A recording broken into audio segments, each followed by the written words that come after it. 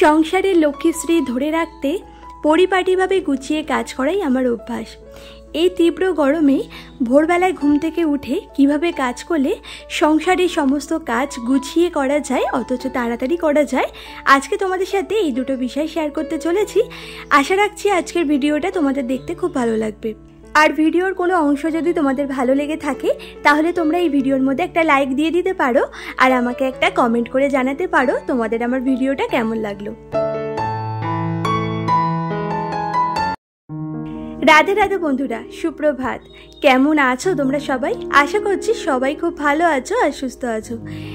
আমার এই ছোট্ট পরিবারে তোমাদের সকলকে অনেক অনেক ভালোবাসা জানিয়ে আজকের ভিডিওটি শুরু করছি।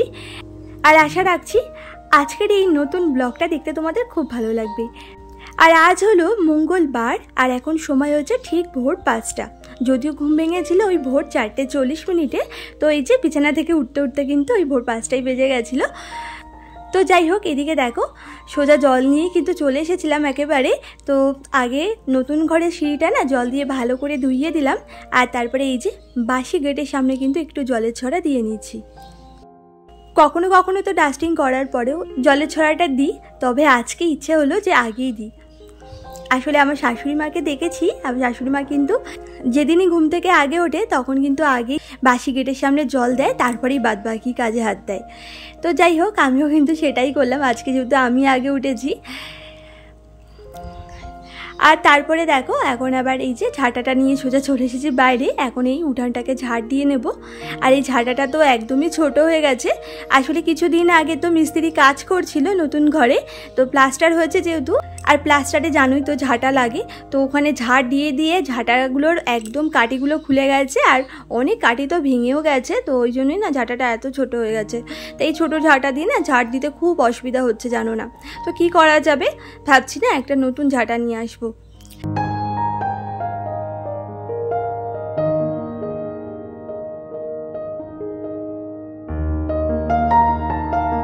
তো যাই হোক, তারপরে দেখো এই রোজকার ডিউটিতে লেগে গেছি। এই যে আমার গাছগুলোতে জল দেওয়া, এটা কিন্তু আমার একটা রোজকার ডিউটি হয়ে গেছে।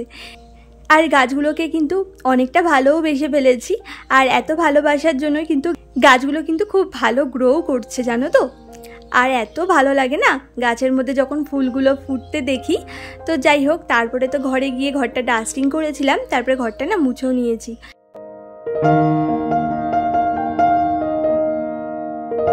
আর ওইদিকে তোমাদের দাদাভাই আর মাম্মাম দুজনেই তো এখনও ঘুমাচ্ছে, ঘুম থেকে ওঠেনি। তো এই ফাঁকে আমি আবার স্নান করেও চলে এলাম। আজকে যেহেতু মঙ্গলবার, আর প্রতি মঙ্গলবার করে না আমি শ্রী হনুমানজির পুজো করি। তো ভাবলাম কি একেবারে স্নান করে পুজোটা দিয়ে নিই, তারপরে বাদ বাকি কাজে হাত দেবো। মানে এরপরে তো আমাকে রান্নাঘরেই যেতে হবে, রান্নাবান্নাটাও কমপ্লিট করতে হবে। তো তার আগে এই যে পুজোটা দিয়ে নিলে ভালো হবে। নইলে জানো তো মাঝে মাঝে ওই যে পুজো দিতে অনেকটা দেরি হয়ে যায়। মানে আগে রান্নাবান্না কমপ্লিট করি, তারপরে ঘরে তো আরও কত কাজকর্ম থাকে, সমস্তটা সেরে তারপরে গিয়ে পুজোটা দিই। তো পুজোটা দিতে দিতে অনেকটা বেলা হয়ে যায়। আর আজকে যেহেতু ভোরবেলায় ঘুম থেকে উঠেছি তাই ভাবলাম আগেই পুজোটা সেরে নিই। তো দেখো বাড়ির ফুল দিয়েই কিন্তু আজকে পুজোটা করব। বেশ অনেক কিন্তু ফুল ফুটেছে, আর এই ফুলগুলো দেখলেও জানো তো মনটা খুশিতে ভরে যায়।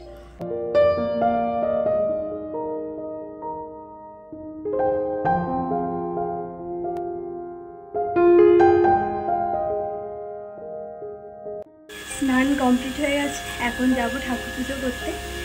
আর একটা কেমন শব্দ হচ্ছে না, এটা ইগনোর করো, এটা আসলে মোটর চালানো হয়েছে তো ওই পাম্পে জল তোলা হচ্ছে। তো যাই হোক, যাই ঠাকুর পুজো করতে, চলো দেখতে থাকো। তো যাই হোক, এদিকে দেখো এখন আবার ঠাকুর ঘরে চলে এসেছি। তো যে বাসি যে ফুলগুলো ছিল, মানে গতকালকে তো শাশুড়ি মা পুজো দিয়েছিলেন, তো সেই ফুলগুলো কিন্তু আগে ফেলে দিলাম। আর তারপরে এই যে এখন যে ফুলগুলো তুলে নিয়ে এসেছি, তো সেগুলো দিয়ে ভালো করে না আগে সাজিয়ে নিলাম। তো মোটামুটি যে কটা ফুল গাছে ফুটেছে তাতে কিন্তু প্রত্যেকটা ঠাকুরের চরণেই কিন্তু ফুলগুলো দিতে পেরেছি। এটাই না আমার কাছে অনেক, জানো তো। আর গাছের ফুল দিয়ে পুজো করতে কিন্তু আলাদাই একটা শান্তি।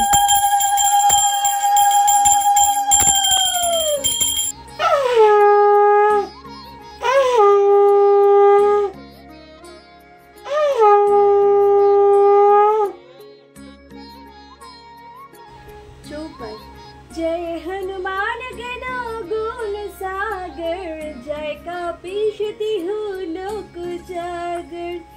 राम दूता तुलित बल धामा, अंजनी पुत्र पवन सुत नामा, महावीर विक्रम बजरंगी, कुमति निवार सुमति के संगी, कांचन बरन बिराज सुबेसा, कानन कुंडल कुंजित केसा। আর তারপরে এদিকে দেখো এখন আবার রান্না করে চলে এসেছি। তো তোমাদের দাদাভাইও উঠে গেছে এর মধ্যে, তো ভাবলাম একেবারে চাটা করি, তো ওকে একটু লিকার দিয়ে আসি। আর আমি আর আমার শাশুড়ি মা না আজকে একটু দুধ চা খাবো।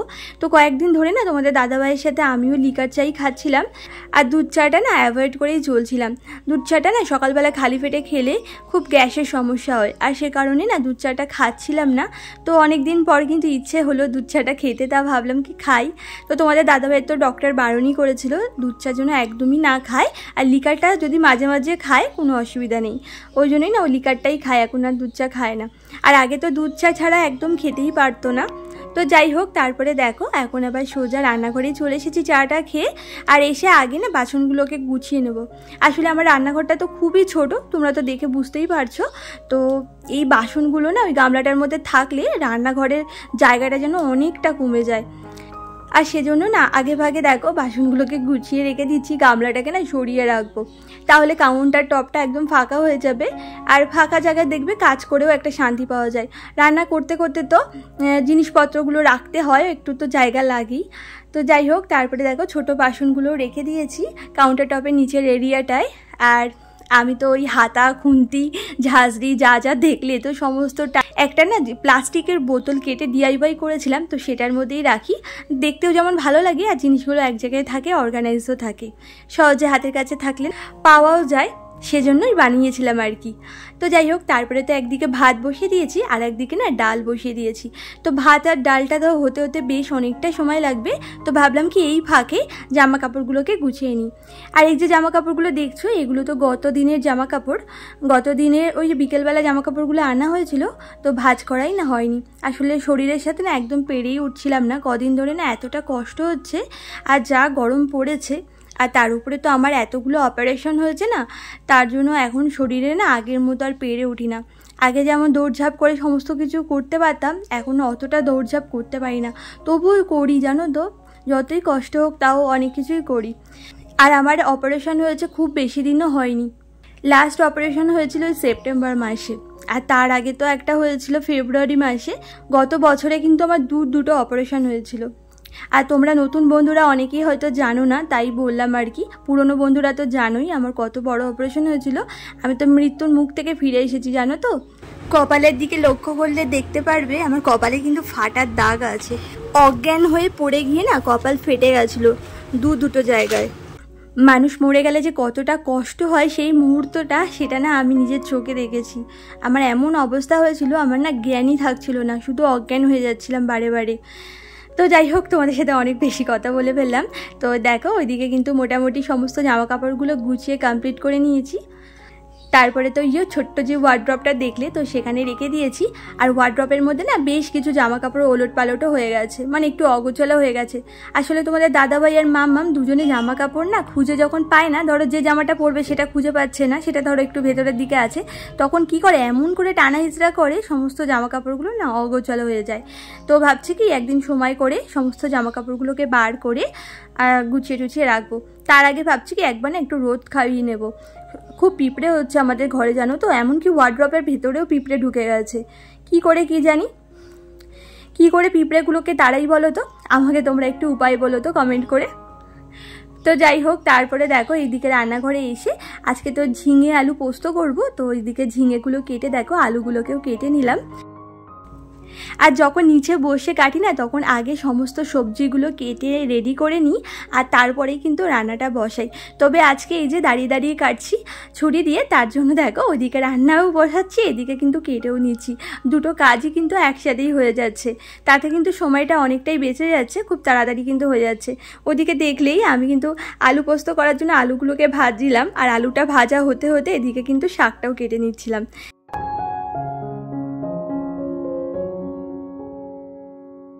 তো দেখো এরই মধ্যে শাকটাও কেটে নিয়েছি, আর আজকে একটু কলমি শাক ভাজা করব, তো সেটাও দেখো এখন বসিয়ে দিলাম। তো চলো এদিকে রান্নাঘরের কাজগুলো কমপ্লিট করতে করতে তোমাদের কিছু বন্ধুদের কমেন্টগুলো পড়ে নেওয়া যাক। গত দিনের ভিডিওতে তোমরা অনেক বন্ধুরাই আমাকে সুন্দর সুন্দর কমেন্ট করেছিলে, তো তাদের নামগুলো এখন সকল বন্ধুদের সাথে শেয়ার করে নিই। গতদিনে আমাকে কমেন্ট করেছিলে জেপি ব্লগ বিবেশ থেকে, খুব ভালো লাগলো দিদিভাই, অনেক দিন পরে কমেন্ট করলাম। থ্যাংক ইউ গো দিদিভাই, তুমি যে আমাকে অনেক দিন পর হলেও কমেন্ট করেছো তার জন্যই। আর তুমি যে আমার প্রতিটা ভিডিওই দেখো সেটা কিন্তু আমি জানি, কারণ ওয়াইটি স্টুডিওতে কিন্তু দেখা যায় সেটা, মানে যারা প্রতিনিয়ত ভিডিও দেখে তাদের চ্যানেলের নামগুলো কিন্তু চলে আসে। তো যাই হোক, এদিকে দেখো মোটামুটি রান্নাবান্নাটা কমপ্লিট করেছি। তারপরে তোমাদের দাদাভাইয়ের কিন্তু এখন ডিউটিতে যাওয়ার সময়ও হয়ে গেছে, তো ওকে দেখো একটু ভাত বেড়ে দিচ্ছি, ওই যে একটু ডাল আর সাথে ঝিঙে আলু পোস্ত আর একটু কলমি শাক ভাজা দিয়ে। তো যাই হোক, এইদিকে দেখো তোমাদের দাদাভাইয়ের টিফিনটাও গুছিয়ে দিচ্ছি। আজকে না ও বললো কি 2টো রুটি দাও, তার বেশি দিও না, এত গরম পড়েছে তো ওর না রুটি খেতেই ইচ্ছে করছে না। মানে ভীষণ পরিমাণে গরম পড়েছে আমাদের এদিকে, মানে এতটা পরিমাণে গরম যে কি বলবো। তোমাদের ওদিকে কেমন গরম পড়েছে আমাকে জানিও কমেন্ট করে। গরমে কষ্ট হচ্ছে, ভাবছি কি আরেকবার গিয়ে স্নান করে দেবো। একবার তো হয়ে গেছে সকালবেলায় স্নান করে পুজো টুজো দিয়েছি, আজকে তো মঙ্গলবার, হনুমানজির পুজো করি। তো এখন এত গরম লাগছে না, এতক্ষণ আগুনের সামনে রান্না টান্না করেছি, তারপরে আরও কত কাজ ছিল সেগুলো। তো এখনও রান্না করে বাসন মাজা বাকি আছে। তো তোমাদের দাদাভাই আবার কাজে গেল, ওকে আবার সব গুছিয়ে দিলাম। তো এই বাসন টাসন মেজে নিই, তারপরে ভাবছি আরেকবার স্নান করে নেবো। আর জামা কাপড়গুলো তো সকালে ভিজিয়ে রেখেছিলাম, সেগুলোও কাচা হয়নি, ওগুলোও কাচতে হবে। তো চলো দেখতে থাকো। তো যাই হোক, এরপরে দেখো এখন আবার ঘরে বিছানাটাকে তুলে নিচ্ছি। ভেবো না যে আমি এত দেরি করে বিছানা তুলছি, সকালবেলা একবার বিছানা তোলা হয়ে গেছিলো জানো তো, যখন মাম্মাম ঘুম থেকে উঠেছিল তখন। তারপরে তো ও একটু পড়তে বসছিল, যখন আমি রান্না করে কাজ বাজগুলো কমপ্লিট করছিলাম, মানে রান্নাবান্নাটা করছিলাম, তো তখন গুছিয়েছিলাম। তো তখন ওই যে এত মানে পেন্সিলের গুঁড়ো ফেলেছে না যে কি বলবো, ওই জন্য চাদরটা তুলে আবার না ঝেড়ে ঢেড়ে পাতলাম। তো যাই হোক, তারপরে দেখো আবারও চলে এসেছে রান্নাঘরে, এসে এই যে বাসনগুলো এখন মেজে নেব। তো চলো বাকি বন্ধুদের নামগুলো পড়ে নেওয়া যাক। তো গত দিনের ভিডিওতে আমাকে অন্নপূর্ণা হেসেল উইথ ভিলেজ ফুড থেকে দিদিভাই বলেছিলে, দিদিভাই তোমার ভিডিওটা খুব ভালো লাগলো, পাশে থেকে গেলাম সাবস্ক্রাইব করে। থ্যাংক ইউ গো দিদিভাই, আমার পাশে থাকার জন্য তোমাকে অনেক অনেক ভালোবাসা রইল। আর আমাকে কমেন্ট করেছিলে হামিম মম ব্লগস থেকে, ভিডিওটা কি দারুণ লাগলো। থ্যাংক ইউ গো দিদিভাই, তুমি যে ছোট্ট করে হলেও আমাকে এত সুন্দর করে কমেন্ট করেছো তার জন্য। আর তোমাদের মতো বন্ধুদের কমেন্টগুলো পড়েই জানো তো ভিডিও বানাতে এতটা আমি মোটিভেট হই। আর আমাকে কমেন্ট করেছিলে ছোট্ট পাখি থেকে, খুব সুন্দর হয়েছে দিদিভাই ভিডিওটা, লাইক দিয়ে ভিডিওটা দেখে নিলাম। থ্যাংক ইউ গো দিদিভাই আমার পাশে থাকার জন্য আর আমাকে এত সুন্দর করে কমেন্ট করার জন্য, তোমাকে অনেক অনেক ভালোবাসা রইল। আর তোমাদের কাছে না আমার একটা রিকোয়েস্টও আছে, কি বলো তো, তোমরা না প্লিজ তোমাদের নামগুলো কমেন্টের মধ্যে লিখে জানিও, তাহলে আমার ভিডিওর মধ্যে তোমাদের নামগুলো পড়ে নিতে পারবো, তাহলে না খুব ভালো লাগবে জানো তো। আমাকে আরেকটা দিদিভাই আছে, সে কিন্তু তার নামটা আমাকে বলেছিল, প্রণীতা দিদিভাই, জানি না আজকে সেই ভিডিওটা দেখছে কিনা। আর জানো তো যবে থেকে ওই দিদিভাইটার নামটা জানতে পেরেছি তবে থেকে কিন্তু ওই দিদিভাইটার নাম নিয়েই আমি দিদিভাইয়ের কমেন্টগুলো পড়ি। তো যাই হোক, তারপরে ওইদিকে দেখো রান্নাঘরে কিন্তু আমি বাসন টাসন মেজে রান্নাঘরটাকে খুব ভালো করে পরিষ্কার পরিচ্ছন্ন করে মুছে টুছে একদম পরিপাটি করে গুছিয়ে নিয়েছি। আর তারপরে দেখো জামা কাপড় কেচে নিয়েছিলাম। আর আজকে না এত গরম না, ছাদে এত রোদ যে কী বলবো, ওই জন্য আজকে ছাদে বসে কাচিনি, নিচেই কেচে নিয়েছিলাম বাথরুমে। আর তারপরে এখন এসে জামা কাপড়টা মেলে দিলাম। আর আমাকে সাম্মি আপি থেকে দিদিভাই বলেছিলে পুরোটা সময়ের সাথে থেকে ভালোবাসা রেখে গেলাম, দিদিভাই সময় করে তুমিও এসো। থ্যাংক ইউ গো দিদিভাই আমার পাশে থেকেছো তার জন্যে। আর আমাকে কমেন্ট করেছিলে স্বপ্না দাস দিদিভাই, খুব সুন্দর হয়েছে ভিডিওটি দিদিভাই, সকালে উঠে ঘর বাড়ি পরিষ্কার করে নিলে, তারপর রান্না করলে, কমেন্ট পড়লে। ছাদে এত রোদ্দুর না যে কি বলবো, পায়ের তলা পুরো লাল হয়ে গেছে দেখতেই পেলে। জামা কাপড়গুলো সব মেলে দিয়েছি, এখন আবার নিচে গিয়ে আরেকবার স্নান করবো। আরেকবার যদি স্নান না করি না একদম পারবো না, এত গরম লাগছে না, খুব কষ্ট হচ্ছে। এখন তো ফ্রিজটা মোছা বাকি আছে, ফ্রিজটা দুদিন ধরে বন্ধ আছে, চালাচ্ছি না, ফ্রিজটা নোংরা হয়েছে, ভাবলাম একবারে মুছে টুছে তারপরে একবার চালাবো। তো এত গরম লাগছে না, মনে হচ্ছে না যে এখন আবার গিয়ে ফ্রিজ মুছবো। ভাবছি স্নান করিনি, পরে বিকেলের দিকে যদি সময় পাই তাহলে ফ্রিজটা মুছবো। আজকে আবার মামামকে নিয়ে এক জায়গায় যাওয়ার আছে। তো চলো বন্ধুরা, আজকে ভিডিওটা এই পর্যন্তই। আশা করছি তোমাদের খুব ভালো লেগেছে। ভিডিওটা তোমাদের কেমন লাগলো আমাকে অবশ্যই একটা কমেন্টের মাধ্যমে জানিও। আর ভালো লাগলে আমার চ্যানেলটিকে সাবস্ক্রাইব করে নিও, আর এই ভিডিওতে একটা লাইকও দিয়ে দিতে পারো। তো সবাই ভালো থেকো, সুস্থ থেকো, আবারও দেখা হবে পরবর্তী কোনো ভিডিওতে।